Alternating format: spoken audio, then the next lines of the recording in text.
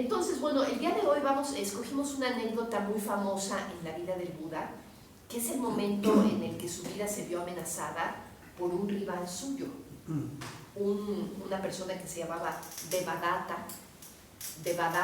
En el momento en el que Devadatta soltó un elefante enfurecido con el objeto de que atacara al Buda y lo matara. Entonces vamos a ver primero que nada quién era Devadatta. Después vamos a ver bajo qué circunstancias ocurrió esta anécdota, ¿no? Y cómo fue que el Buda respondió ante esta ocasión de peligro, ¿no? Y por último vamos a finalizar dando algunas reflexiones sobre cómo las enseñanzas budistas nos ofrecen herramientas para enfrentar este tipo de situaciones de miedo, por ejemplo, situaciones de amenaza que probablemente todos hemos experimentado. Entonces, bueno, pues vamos a ver primero que nada quién era Devadatta. Pues fíjense que Devadatta fue un discípulo del Buda, originalmente fue su discípulo, se convirtió después en su enemigo, se dice que en su enemigo número 1. Es así como, Devadatta es así como la epítome del malo de la película, ¿no? El malo. Se convirtió en el enemigo del Buda, pero originalmente fue su discípulo y de hecho fue un muy buen monje inicialmente. Era su primo, era primo del Buda y además su cuñado, porque fíjense que la esposa del Buda, antes de que fuera el Buda, que se llamaba Yashodhara, ella se llamaba Yashodhara y Devadatta eran hermanos y el padre de ellos se llamaba Supabuddha, era hermano de la mamá del Buda, la mamá biológica del Buda. Hablo de la mamá biológica del Buda porque el Buda tuvo 2 mamás, su mamá biológica, la que lo parió, digamos, y ella murió a los 7 días después de dar a luz. Y realmente quien crió a Siddhartha Gautama en su momento, fue su tía materna, la hermana de su mamá biológica. Entonces, bueno, Devadatta era hijo de Supabuddha, hermano del Mayadevi. Y había otro primo, por cierto, hay otro primo muy famoso del Buda que es Ananda. ¿Se acordarán de quién era Ananda, verdad? ¿Quién era Ananda? ¿Quién quiere decir quién era Ananda? Creo que es un monje que lo sigue que tiene una memoria excepcional. El que tenía una memoria excepcional, exacto, Marisol. Sí, gracias a él se pasaron las... Gracias a él tenemos el registro de todo lo que el Buda dijo, exacto, Ananda, ¿no? Fue el asistente del Buda por muchos años, durante los últimos 15 años de su vida más o menos. Ananda también era su primo, pero Ananda era primo por el otro lado. Ananda era primo por el lado paterno. Aunque hay algunas escrituras o comentarios que dicen que Ananda y Devadatta eran hermanos, fíjense. Entonces, ahí todos los parentescos están un poquito confusos. Está un libro muy importante que se llama el Mahavastu, y luego otros comentarios budistas en donde más o menos se ha hecho como la genealogía de todas esas familias, porque aparentemente todas estaban emparentadas, ¿no?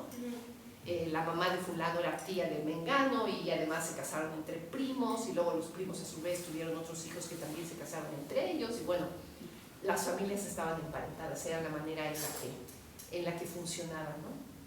Entonces bueno, todo esto para aterrizar en el tema de que Devadatta era primo del Buda. Y bueno, Devadatta se unió a la Sangha en la temporada más temprana, cuando realmente empezó a surgir la comunidad espiritual, probablemente en los primeros meses, el primer año, los primeros 2 años después de que el Buda se iluminó. Se unió a la Sangha de Devadatta el mismo día que Ananda. Entonces, Ananda, Devadatta y otra princesa Shakya, por cierto, una mujer, se unieron a la Sangha simultáneamente. Y se cuenta que Devadatta fue un monje que muy rápidamente empezó a experimentar un poco de frustración porque así como muchos monjes alcanzaron el estado de Arahant relativamente rápido, el estado de Arahant podemos decir que es el estado de iluminación. Si tú eres discípula del Buda y te iluminas, te conviertes en un Arahant, ¿no? En una persona iluminada, una persona que ha alcanzado el Nirvana, una persona que ha roto, digamos, el sufrimiento, que ha destruido el sufrimiento, que ha acabado con todas las pasiones y las aflicciones. Ese es un arahant. Y se dice que en las primeras épocas, en los primeros discursos que dio el Buda, varias personas alcanzaron este estado de arahant, pero Devadatta no. Devadatta estaba batallando con ese asunto, no pudo alcanzar rápidamente ese estado de arahant y se sintió muy frustrado. Entonces decidió que mejor iba a desarrollar otro tipo de poderes y se puso a desarrollar poderes psíquicos, ¿no? Asociado a la meditación existe la posibilidad de desarrollar poderes psíquicos, aparentemente, ¿no?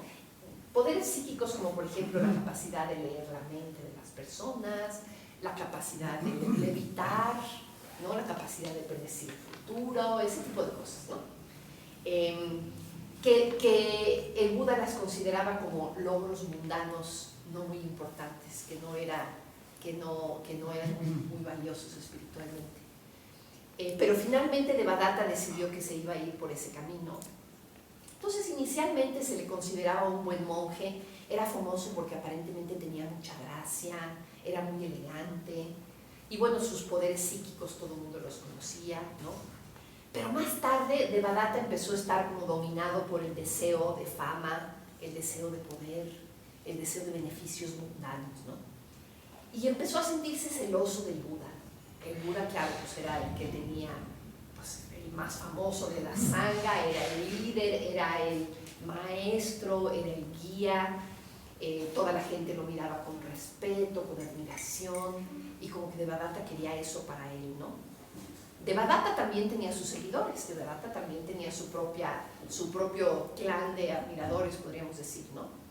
Pero él quería que toda la sangha lo respetara a él como el líder, ¿no? Entonces un buen día, en medio de una asamblea así grande, le propuso al Buda: ¿sabes qué?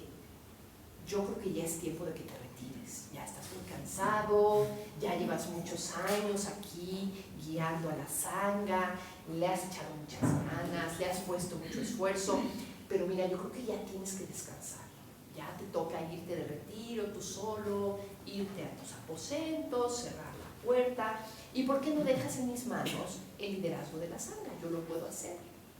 Y entonces el Buda, muy terminante, le dijo que no iba a dejar a la sangha en manos de nadie más. Y le dijo: ni siquiera voy a dejar la sangha en manos de Shariputra o Moggallana, que son mis discípulos más cercanos, mucho menos en tus manos, ¿no? Se lo dijo a Devadatta. Uy, lo cual, imagínense, a Devadatta le caló, pero fuerte, ¿no? Devadatta se indignó muchísimo, se enfureció y prometió vengarse del Buda. Y a partir de ahí empezó a convertirse casi como el enemigo personal del Buda. Ahora, como les decía, Devadatta tenía sus propios seguidores, y uno de sus seguidores era el rey Ajatasattu. En aquel entonces Ajatasattu todavía no era rey. El que era rey era Bimbisara, el rey Bimbisara, que era el padre de Ajatasattu. Y entonces Ajatasattu estaba haciendo un plan para matar a su padre, para él subir al trono, ¿no? Y en algún momento Devadatta y Ajatasattu se pusieron de acuerdo para matar al rey Bimbisara y para matar al Buda, para que ambos en su propio contexto pudieran realmente tomar el poder, ¿no? Entonces ahí estaban Ajatasattu y el Buda, Ajatasattu y Devadatta haciendo su complot. Bueno, ay, perdón, por esa mala broma. Sus conspiraciones. Su conspiración, gracias. Gracias, Adolfo. Mucho mejor palabra, ¿verdad? Bueno, total, Ajatasattu sí logró matar al rey Bimbisara, y entonces él tomó el poder. Y curioso porque posteriormente Ajatasattu también se convirtió en discípulo del Buda. También hubo por ahí un momento muy particular, muy importante, en el que Ajatasattu le rindió sus respetos al Buda, ¿no? Más adelante. Pero por su parte Devadatta no pudo matar al Buda, ¿no? Ahora, ¿cómo ocurrió el evento del elefante al que queremos hacer referencia? Bueno, pues primero que nada comentar que Devadatta hizo 3 intentos para matar al Buda. 3 intentos que están registrados. El primer intento fue que contrató, creo que como a 8 hombres, para que hicieran toda una estrategia en donde se acercaran y mataran al Buda, ¿no?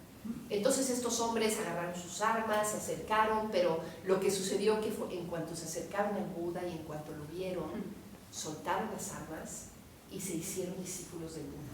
Tomaron refugio en el Buda, el Dharma y la Sangha. Qué hermoso, ¿verdad? Imagínate que llegaban a matarlo y sencillamente lo veían y se les iba cualquier intención de maldad, cualquier intención de malevolencia, ¿no? Entonces, bueno, esto hizo que se frustrara mucho Devadatta. El segundo intento de matar al Buda fue que el Buda caminaba cerca de una vereda alrededor de en Ranjir, una zona que ahorita se llama Ranjir, donde está una montaña que se llama el Pico del Buitre. Y ahí en el Pico del Buitre, cerquita, el Buda caminaba y el Buda muchas veces predicaba ahí en esa zona. Y en la parte de hasta arriba del Pico del Buitre, ahí se subió Devadatta, y cuando estuvo viendo pasar al Buda por allá abajo, empujó una piedra gigante para que la piedra rodara y se llevara de encuentro al Buda, ¿no? Entonces empujó la piedra esta, y sí, efectivamente la piedra vino y apenitas el Buda pudo evitar la piedra. Pero se dice que hubo una pequeña pedacito de la piedra que se desprendió y le lastimó el pie al Buda y el Buda sangró. Entonces el Buda volteó y vio a Devadatta ahí arriba y lo miró con mucha compasión y le dijo: qué pena que estás haciendo estas acciones torpes, ¿no? Porque lastimar a un Buda, pues imagínense el karma negativo que genera, ¿no? Entonces el Buda miró a Devadatta con compasión por el sufrimiento que sabía que le iba a ocasionar ese karma negativo. Y luego, bueno, el tercer intento de matar al Buda fue que Devadatta se coludió con el entrenador de elefantes del rey Ajatasattu. Obviamente en la corte de cualquier rey había un entrenador de elefantes. Los elefantes eran parte del ejército, parte del transporte incluso de la realeza, ¿no? Entonces había un entrenador de elefantes, pero había por ahí un elefante loco, un elefante que se enfurecía muy fácilmente, que se llamaba Nalagiri. Entonces ahí estaba el elefante Nalagiri. Y Devadatta le dijo al entrenador de elefantes: pues préstame a Nalagiri. Y en el momento en el que iba el Buda pasando por ahí, por las calles del pueblo, se dice que estuvo azuzando a Nalagiri, enfureciéndolo. No se sabe si lo estuvo enfureciendo o incluso hay registros que dicen que lo emborrachó al elefante, ¿no? Para que el elefante estuviera completamente fuera de sí. El caso es que ya sea que estuviera furioso el elefante o que estuviera borracho, pues estaba muy fuera de control. Y en el momento en el que iba pasando el Buda por la calle, soltó al elefante y se lo echó, ¿no? Entonces el elefante furioso, imagínense, arremetió contra el Buda a toda velocidad. Y cuando el Buda lo vio venir a la distancia, se dice que comenzó a irradiar hacia el elefante todo el amor del mundo, toda la positividad posible, toda esta meta, la palabra meta, que fue justo la emoción que estuvimos cultivando hoy en nuestra meditación, ¿no? Entonces el Buda empezó, podrían ustedes imaginar la meta del Buda, de qué tamaño era, ¿no? Imagínense la nuestra, así humildemente chiquititos en nuestro asiento de meditación, cuando estamos bien inspirados, cuando estamos bien conectados con meta, es así como en comparación con la meta del Buda. Imagínense de qué tamaño era. Total que esa fuerza del amor del Buda fue haciendo que conforme el elefante se acercaba hacia el Buda, fue disminuyendo la velocidad, se fue amansando, se fue quedando quietecito. El Buda hizo este gesto con la mano, un gesto que parece tener esta fuerza como de parar al otro, pero a la vez un gesto súper amoroso, ¿no? Súper amoroso, como de reconocer al elefante, reconocer a ese ser que estaba acercándosele, y el elefante terminó por acercársele al Buda, detenerse, y se dice que el elefante se echó e hizo una reverencia delante del Buda. El elefante le hizo una reverencia, y entonces el Buda le acarició la trompa y le habló así bajito, en silencio, palabras cariñosas. No sabemos qué le dijo. Ahí se pueden ustedes imaginar qué le habrá dicho el Buda al elefante, ¿verdad? Y después el elefante se retiró mansamente, y el elefante Nalagiri, que tenía esta fama de que no lo podían domar ni los látigos ni las armas, fue domado por el amor del Buda, ¿no? Entonces esta fue la experiencia de ese momento en el que el Buda corrió peligro de muerte, ¿no? Ahora, los discípulos del Buda, en el momento en el que se dieron cuenta que Devadatta estaba de plano determinado a matarlo, montaron guardia afuera de la cabaña del Buda. Entonces el Buda se paró a medianoche, porque se dicen que el Buda no dormía mucho. Se paraba a medianoche a meditar. Se paró a medianoche a meditar y se encontró a todos estos monjes rodeando su cabaña, y les dijo: pues, ¿y ustedes qué hacen aquí? Pues estamos haciendo guardia, porque ya ves que Devadatta te quiere matar. Y el Buda les dijo: no, váyanse a dormir. No hace falta que me cuiden, yo estoy bien, no tengo miedo. Entonces fíjense qué significativo momento, ¿no? En donde, o sea, había un riesgo objetivo y tangible de una persona queriendo matar al Buda. Y aún así el Buda dijo: no necesito protección, estoy bien, váyanse a sus casas. O sea, ningún miedo a morir, ningún miedo, ninguna aprensión, ningún estrés en torno a eso, ¿no? El Buda ecuánime. El Buda no tuvo miedo. Y lo que le daba esa ecuanimidad al Buda fue precisamente metta, ese amor incondicional, ¿no? Regresando un poquito a Devadatta, nada más para terminar de contarles la historia. En vista de que Devadatta falló y no pudo matar al Buda, entonces planeó otra estrategia. Planeó la estrategia de provocar una división, provocar un cisma dentro de la sangha. Tenía sus propios seguidores, ¿no? Entonces empezó a hacer grilla contra el Buda, criticando el hecho de que las normas que había puesto el Buda para la sangha eran normas muy laxas, y entonces Devadatta propuso nuevas normas y las puso a consideración del Buda, para ver si el Buda las aceptaba y las imponía como obligatorias. Normas como, por ejemplo, el hecho de que fuera obligatorio de que todos los monjes vivieran en el bosque, de que fuera obligatorio que solo se alimentaran de las limosnas que recibían de la gente que les daba de comer, que sus hábitos estuvieran hechos de pedacería o de telas que se recogieran de los cementerios, que durmieran solamente al pie de los árboles y que no comieran carne ni pescado. Entonces el Buda dijo pues que sí, que muy bien que propusiera esas normas, pero que él no las iba a imponer como normas obligatorias. Entonces ahí Devadatta dijo: pues a partir de eso vamos a separarnos, ¿no? Y se dice que se jaló como a 500 monjes y estableció este cisma en la sangha, ¿no? Y los monjes nuevos, los monjes novicios que llegaban a la sangha, pues Devadatta se los grillaba y se los traía para acá, ¿no? Entonces sí, se dice que una de las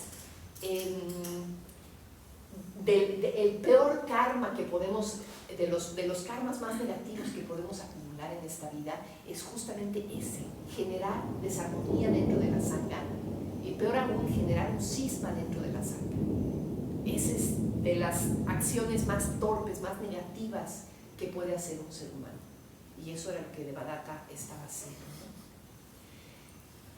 Bueno, tarde o temprano, pues los demás monjes del Buda, en particular Shariputra y Moggallana, que eran dos de sus monjes más cercanos, pues estuvieron haciendo la labor de ir con todos estos monjes que Devadatta había convencido y pues explicarles la situación, explicarles el Dharma, realmente explicarles la enseñanza del Buda, y a partir de eso se los fueron ganando de regreso a la sangha del Buda. Y bueno, tarde o temprano se dice que Devadatta se enfermó de decepción y empezó a entrar en un proceso de muerte.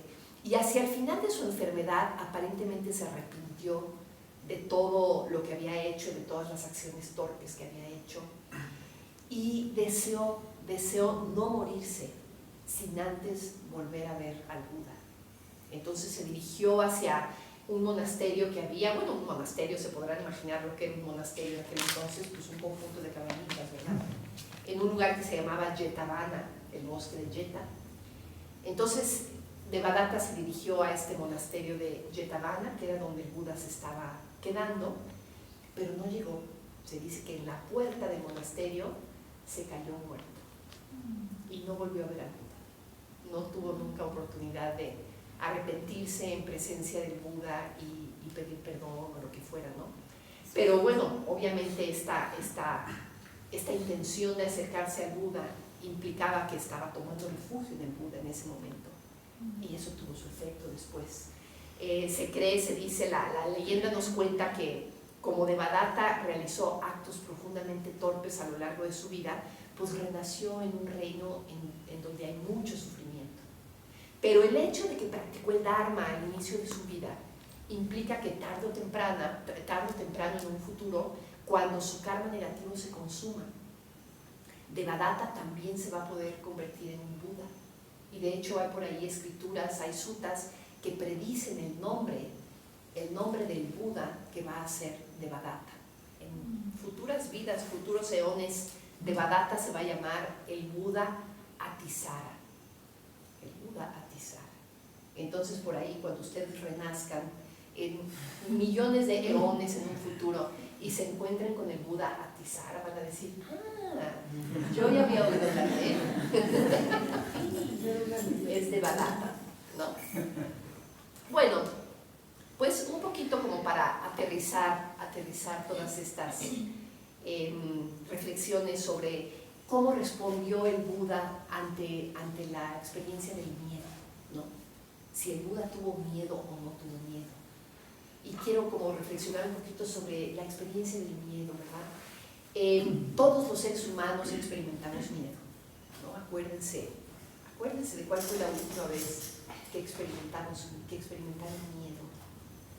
Por cualquier razón, pudo haber sido de niños, de niñas, o pudo haber sido reciente en alguna situación particular. Miedo a que te despojen de algo, miedo a la muerte, miedo a perder a alguien, miedo a sentirte inseguro, insegura, ¿no? Todos los seres humanos experimentamos miedo. Es inherente realmente a la naturaleza humana. Y fíjense que la respuesta del miedo es una respuesta que se ha estudiado biológicamente, se ha estudiado fisiológicamente con bastante profundidad, ¿no? Ustedes que son psicólogos, ¿verdad? Fanny, Pablo, Claudio, ¿quién más es psicóloga? Tú, Sai, ¿no? También estás estudiando psicología. Pues seguramente habrán tomado por ahí su clase, ¿verdad? En donde se habla de la respuesta del miedo, cómo finalmente, biológicamente, lo que sucede es que se secretan una serie de hormonas, se secreta adrenalina y viene toda una respuesta súper compleja que te condiciona ya sea a pelear o a huir. O hay una tercera respuesta incluso que es paralizarte, ¿no? Hacerte el muertito. Entonces sí, esta respuesta de pelear o huir obviamente es una respuesta que tiene valor para la supervivencia, ¿no? Cuando estamos realmente en peligro de muerte, el que nuestro cuerpo entre en ese estado de alerta es importantísimo porque efectivamente nos puede salvar la vida, ¿no? La realidad de las cosas es que muchas veces entramos en esa respuesta de pelear o huir cuando no hay una amenaza real, y eso también nos sucede a los seres humanos, ¿no? Y ahí es donde es importante aprender a trabajar con nuestra propia mente para poder distinguir, ¿verdad?, entre cuando hay una amenaza real o cuando no la hay. Me encontré por ahí con algunas definiciones de la palabra miedo y miren qué bonitas están. Una de ellas dice que el miedo es la sensación de angustia provocada por la presencia de un peligro real o imaginario. Primero, lo que me gusta de esta definición es eso, es una sensación de angustia. todo el mundo hemos experimentado angustia, ¿verdad? Esta angustia, esta sensación de incertidumbre, esta sensación de emergencia, ¿no? En la que de pronto entras. Pero lo que es interesante es, fíjense, en el caso de los seres humanos, puede provocarse esta sensación de angustia cuando hay un peligro real, es decir, cuando se te está viniendo encima un elefante loco, ¿verdad? O bien cuando el peligro es imaginario. Cuando el peligro es imaginario. Cuando realmente no está sucediendo nada que te esté amenazando, pero que tú lo estás percibiendo como una amenaza. Muchas veces, por ejemplo, la crítica. ¿Cuántos de nosotros no? Pues, bueno, se siente feo recibir crítica, ¿verdad? Que alguien te critique, que alguien te repruebe, que alguien te descalifique, pues sí se siente feo. Pero muchas veces recibimos eso como si fuera un peligro de muerte, ¿verdad? Y entramos en este estado de emergencia, como si verdaderamente se nos hubiera venido encima un elefante loco, ¿no? Entonces, ahí realmente no hay un peligro real. Que alguien te critique no te amenaza la vida, ¿no? No hay un peligro real. Y ahí es donde las herramientas que te ofrece el Dharma, las herramientas, por ejemplo, que te da la meditación, la atención plena, la positividad, meta, te pueden ayudar a trabajar con esa situación, a reconocer que no hay un peligro, a tranquilizar, a responder con amor y a partir de eso poder estar ecuánime y poder estar con el miedo, poder decir, sí, estoy sintiendo miedo, sí, estoy sintiendo ahí la adrenalina que tal vez me está corriendo por la sangre y la adrenalina que hace que los músculos se te tensen, que hace que todo lo que sabemos que ocurre, ¿verdad? Cuando secretamos adrenalina.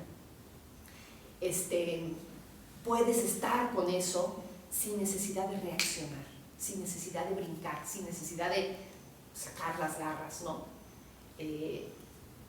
Poder aprender a estar con el miedo sin reaccionar. Y hay un sutta muy bonito, llegando, digamos, a otras enseñanzas budistas que hablan también del miedo. Hay un sutta que se llama el Sutta Vayabhärava. Vayabhärava. Vayabhärava parece que significa algo así como miedo y pavor, miedo y terror. Vaya es miedo. Ustedes conocen a alguien aquí en esta sangha muy querida que se llama Abhaya Gita, ¿no? Abhaya Gita. Abhaya significa sin miedo, ¿no? Abhaya, sin miedo. Vaya, entonces es miedo. Vayabhärava, miedo y pavor. Es un sutta que muchas veces se le nombra o se le traduce como cómo conquistar el miedo. Y es un diálogo muy bonito entre el Buda y un brahmin. Un brahmin que llega y le pregunta, le dice, oye, ¿y no te da miedo vivir tú solo en el bosque? ¿Cómo fue para ti, no? Cuando estabas buscando, cuando estabas practicando para alcanzar la iluminación, estar tú solo en el bosque. Ustedes se pueden del norte de la India, ¿no? De toda esta cuenca del río Ganges, ¿no? ¿Cómo han de haber sido esas junglas salvajes? En donde había tigres de Bengala, en donde había animales salvajes, en donde había serpientes, en donde había peligros verdaderos que sí amenazaban la vida de la gente, ¿no? Y le preguntaban al Buda, ¿tú cómo le hiciste para estar ahí, tú solo de noche, en esas selvas, en esa jungla, en esos bosques tropicales peligrosísimos? ¿No te daba miedo? Y el Buda le contesta al brahmin, para nuestra sorpresa, el Buda le contesta al brahmin, sí, claro que me daba miedo, claro que me daba miedo. Ahora el Buda le platica a este brahmin que en realidad en la mayor parte de la gente, las personas no iluminadas, el miedo surge básicamente como resultado de preocupaciones mundanas, ¿no? Como resultado de perder nuestras posesiones, como el resultado cuando nuestro sentido de ego, nuestro sentido de yo se ve amenazado. Ahí es cuando experimentamos miedo nosotros los mortales comunes, no iluminados, ¿verdad? Pero decía, en el caso del Buda, el Buda no tiene ese tipo de preocupaciones mundanas, el Buda no experimenta miedo por esa razón. Pero bueno, estar de pronto solo en la selva de noche, pues sí, muy fácilmente oyes un ruido por allá, oyes un crujido por allá y muy fácilmente la mente puede empezar a echarse a andar, ¿no? Entonces, ¿cómo fue que el Buda respondió al miedo? Y fíjense qué bonito, estas son palabras del sutta.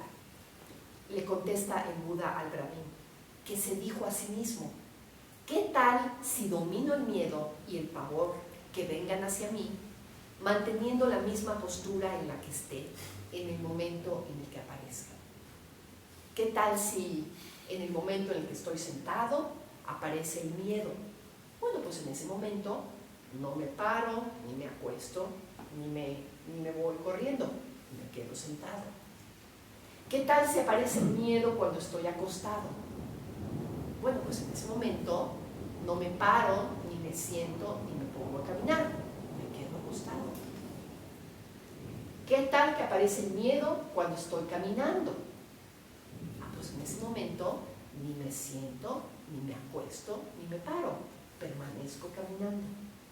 Entonces, y habla de las 4 posturas. Estas son las 4 posturas tradicionales que muchas veces aparecen en los sutras, ¿no? Sentado, acostado, caminando y de pie. Y el Buda hace todo un recorrido, ¿no? Cualquiera que sea estas posturas que esté yo ocupando en un momento dado, si en ese momento aparece el miedo, me quedo en esa postura. Ahí está la respuesta del Buda, ¿no? Podría uno decir, ay, pues qué superflua, ¿no? Qué superflua respuesta. Pero es súper importante lo que está diciendo el Buda ahí. Súper importante. Es básicamente, si aparece la experiencia del miedo, no reacciones. No hace falta reaccionar. No hace falta querer cambiar de inmediato la experiencia, querer salir corriendo, querer hacer algo al respecto de eso. Quédate con la experiencia. Así como está, así como estás, quédate. Y simplemente experiméntalo ahí, experiméntalo. No pasa nada, es solo miedo, ¿no? No te vas a morir. Experimenta el miedo. ¿Cómo se siente? ¿Cómo se siente el miedo? ¿Quién ha sentido? ¿Cómo? Amenazante. Pero ¿en dónde lo sientes en el cuerpo? ¿Cómo se siente? En la barriga. Ajá. ¿Y cómo se siente en la barriga? Se acelera el corazón. Se acelera el corazón, ¿verdad? Empieza. Sí. ¿Y qué más pasa? Sudan las manos. Sudan las manos. Ajá, ajá. ¿Qué más? Sudor frío, ¿no? Sudor frío en la garganta, ¿verdad? En la garganta. Sí, todos reconocemos esas sensaciones, ¿no? Pues qué tal que cuando estés experimentando miedo, te pones a hacer un recorrido de eso, estás viendo. Digo, obviamente, cuando se trate de un miedo que tú reconozcas, ¿verdad? Que no se refiere a algo real, porque sí, claro, o sea, es evidente que todos a veces podemos experimentar una situación de un riesgo verdadero. Y bueno, esa sí es otra historia, ¿no? Es otra historia. Pero muchas veces estamos experimentando miedo cuando realmente no hay un riesgo verdadero, no hay un riesgo inminente. Y ahí es lo que el Buda nos está recomendando hacer. Quédate y siéntelo. Y date cuenta de lo que hay en esa experiencia. Habita la experiencia completamente. Habita esa sensación de garganta apretada, esa sensación de que el corazón hace así, de que las manos sudan. Experiméntalo, simplemente quédate con ello.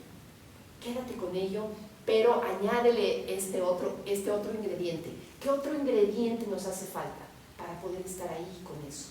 Meta. Exacto, ¿verdad? ¿Qué? Meta, amor incondicional.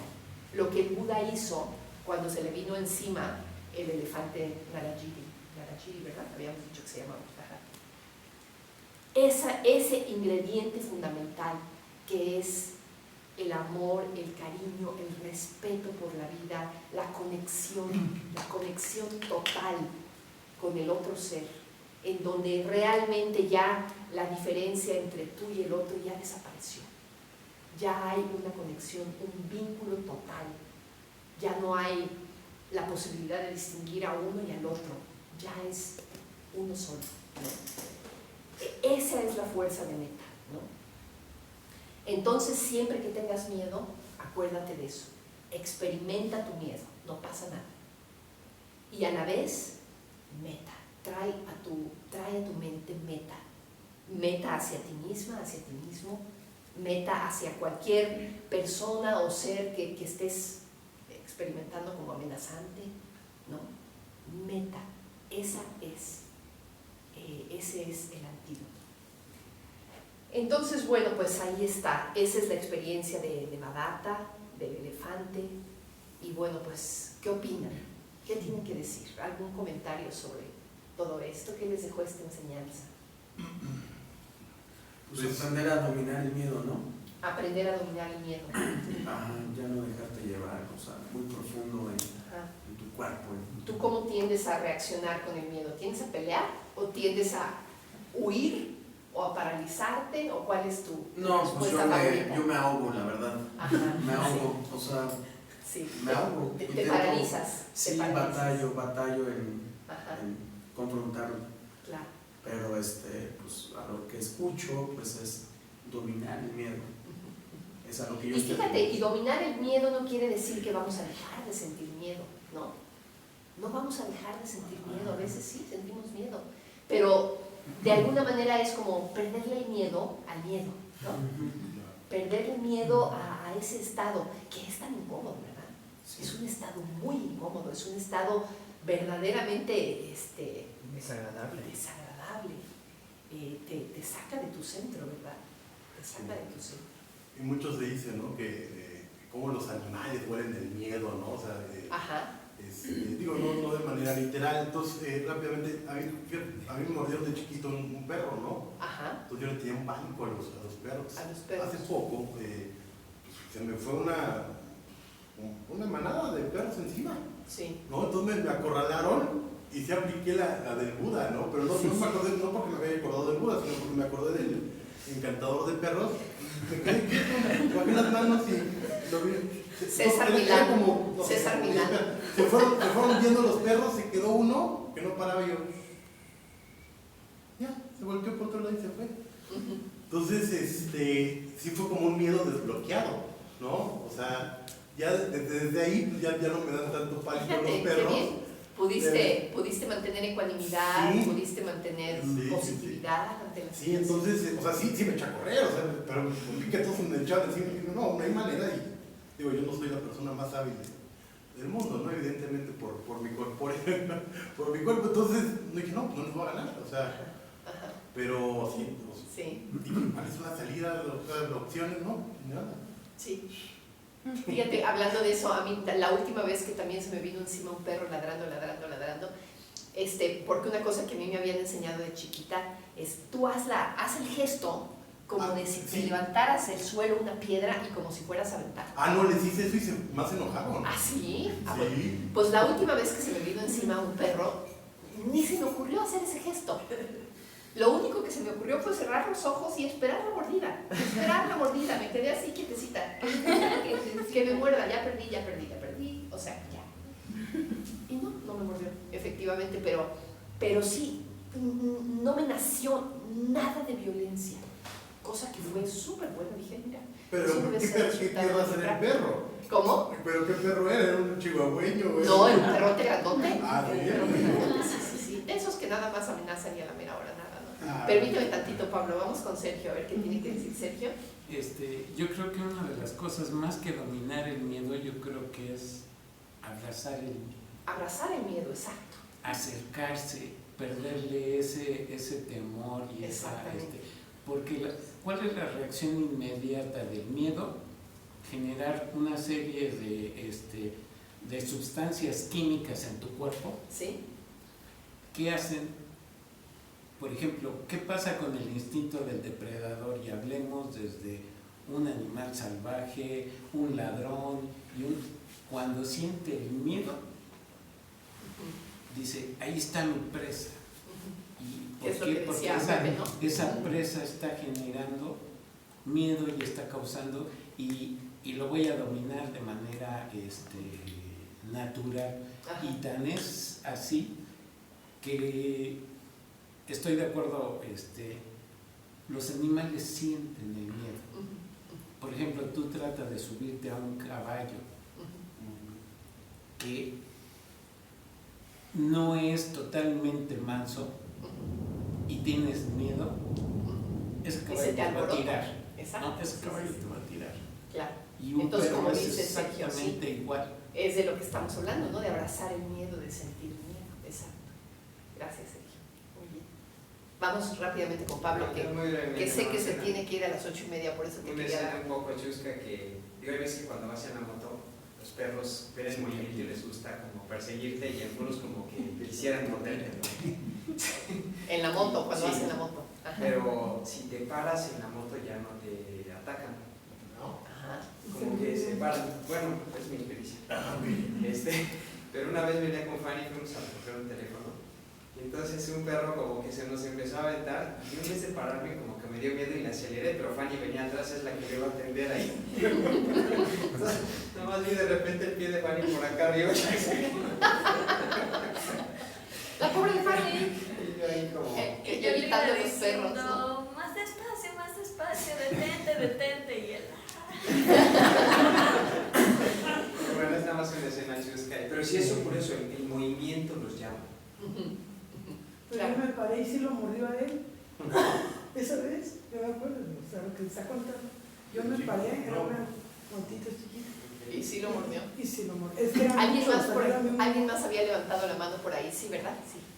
Que Ya yo para creo cerrar. que nos podríamos ahorrar como muchos problemas al detenernos, ¿no? O sea, porque no nos enseñan realmente a respirar y pensar, ¿no? Exacto. A sentirnos, sino que siempre es como toda la defensiva. Y pues la sobrevivencia no es igual que la supervivencia, ¿no? Entonces como cambiar eso, ¿no? El detener y respirar, ¿no? Y el meta. Y realmente pues ver dentro de la meditación, dentro del pensamiento de dónde surge ese miedo, ¿no? Y pues también ver lo que es así chiquito, que no, normalmente la mayoría de las veces nos inventamos, nos creamos escenas que pues, es probable que nunca pase, ¿no? Sí. Por lo mismo Sí. que pues, vivimos en una sociedad que siempre es el no sabemos qué hacer, pero siempre tendemos a irnos a lo peor, ¿no? Ajá. Entonces, Y nos sugestionamos, ¿no? Lo hacemos grande. Lo hacemos grande. Sí, sí, exacto. Entonces, siento que si supiéramos todo lo que, bueno, la enseñanza del Buda, ¿no? Y realmente vivir el miedo y tratar de, pues sí, como dice, ¿no? Abrazarlo, Abrazarlo, como y dice Sergio, respirar. ¿no? Sí. Ajá. pues tal vez no habría tantas suposiciones y habría más respuestas, ¿no? Sí, sí, sí, exacto. Gracias por tu comentario. Pues gracias a todos. ¿Ibas a decir algo, Adolfo? Muy brevemente, nada más que si hacemos en mente así como una lista de todas las veces que Catastrofizamos. y que la catástrofe se cumplió, son muy pocas veces. Muy pocas, exacto. Entonces, en términos de experiencia, nos puede ayudar eso. Y luego, si no me equivoco, en su comentario al Sutta del amor incondicional, Sangharakshita dice que metta es una emoción racional, que parecería que son dos términos que no irían de la mano, pero él lo define así y define, por ejemplo, también que el miedo, que una emoción irracional podría ser, por ejemplo, el miedo a una araña que está allá o a un ratón que pasa por acá, que a veces nos impacta, pero no es que estemos en ese momento al borde del peligro, realmente es nada más una sensación, una percepción, una sensación que se traduce en una percepción. Entonces, me parece que hay como una lección en enfrentar al elefante con esta magnitud de una emoción deliberada, racional, perfectamente dirigida para parar algo que quizá para cualquiera de nosotros sería del orden de lo catastrófico y del orden de un miedo desbordado. Exacto, sí. Sí, meta como una emoción racional, porque dice Bhante, es racional en el sentido de que es apropiada para la situación, es lo que toca, ¿no? No es esta cosa irracional completamente desbordada, sino es lo que toca para la situación. Entonces sí, gracias por traer esa reflexión al cuento, Adolfo, muy relevante. Muchas gracias. Pues vamos a dejar aquí la sesión, primero con un aplauso.